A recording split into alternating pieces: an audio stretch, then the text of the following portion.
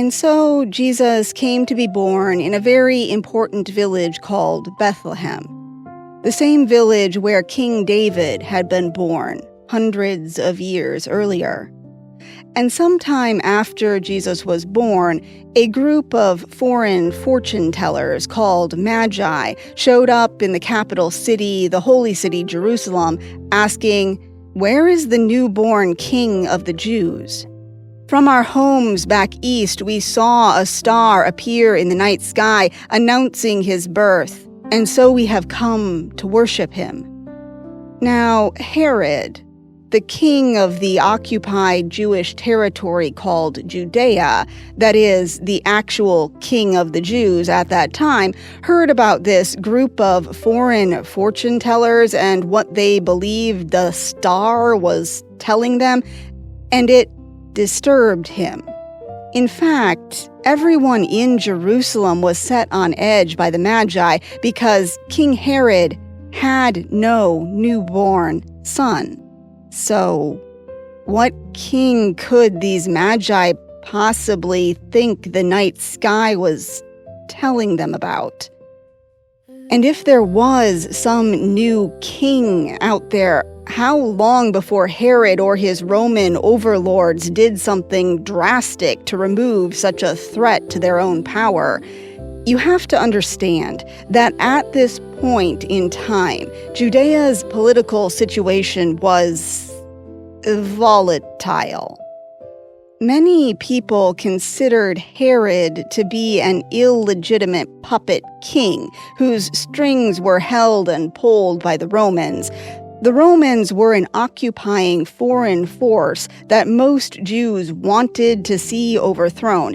In fact, most Jews living at this time believed the Messiah would come to do just that, overthrow Roman rule and set himself up as the legitimate king, David's true and rightful heir, in Herod's place.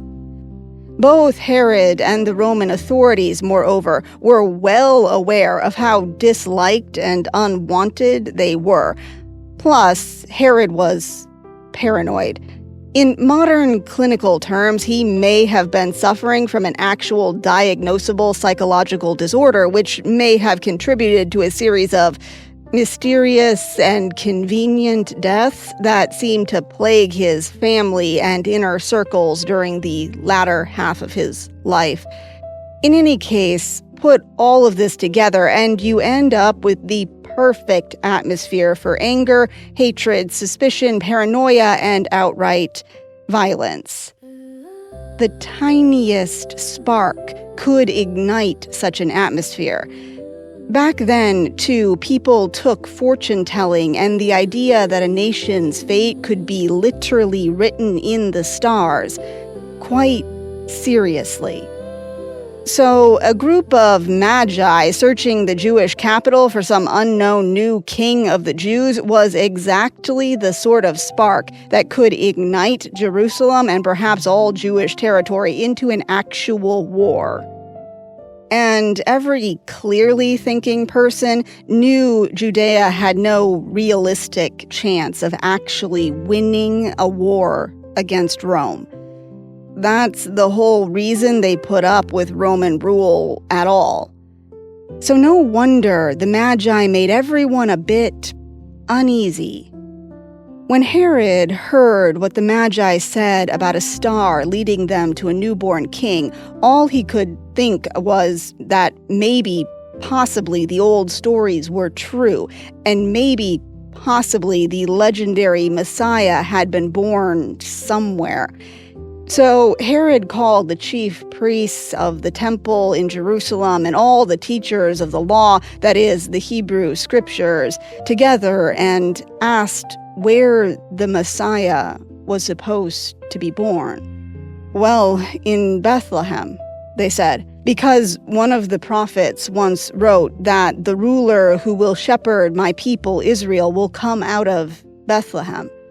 So Herod called a secret meeting with the Magi. He made sure to learn from them exactly when this special star had first appeared, And then he sent them to Bethlehem, asking them to search for the child until they found him. Oh, and then make sure to come back and tell me where he is, Herod told them. So, I can go worship him too.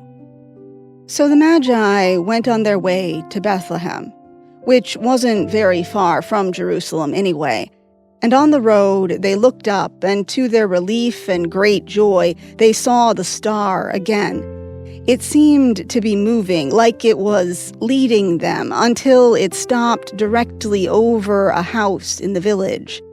They went into the house and found the child there with his mother, Mary.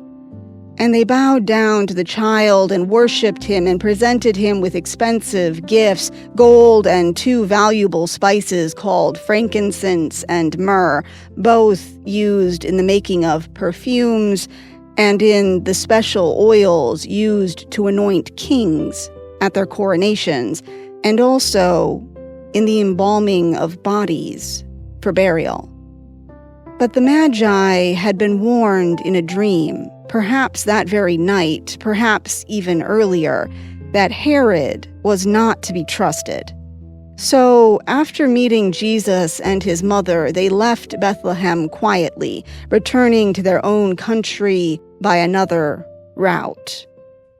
Soon thereafter, Joseph also had a dream. "Get up," a messenger from God told him in the dream.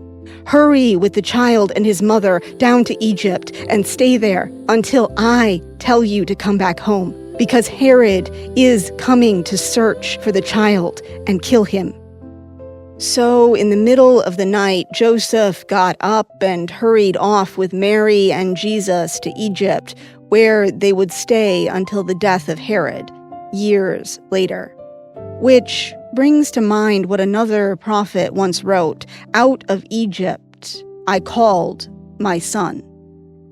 And back in Jerusalem, when Herod figured out the Magi weren't coming back, it lit one of those sparks everyone had been so afraid of to begin with.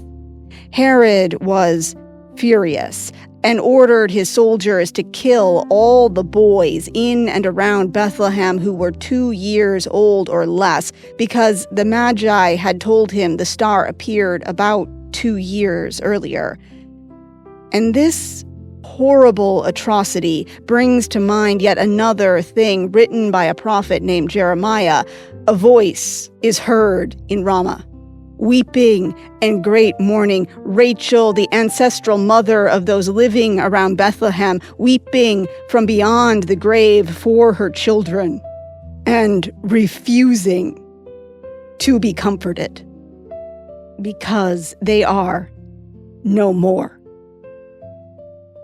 Even the greatest of evils, though, do not last forever.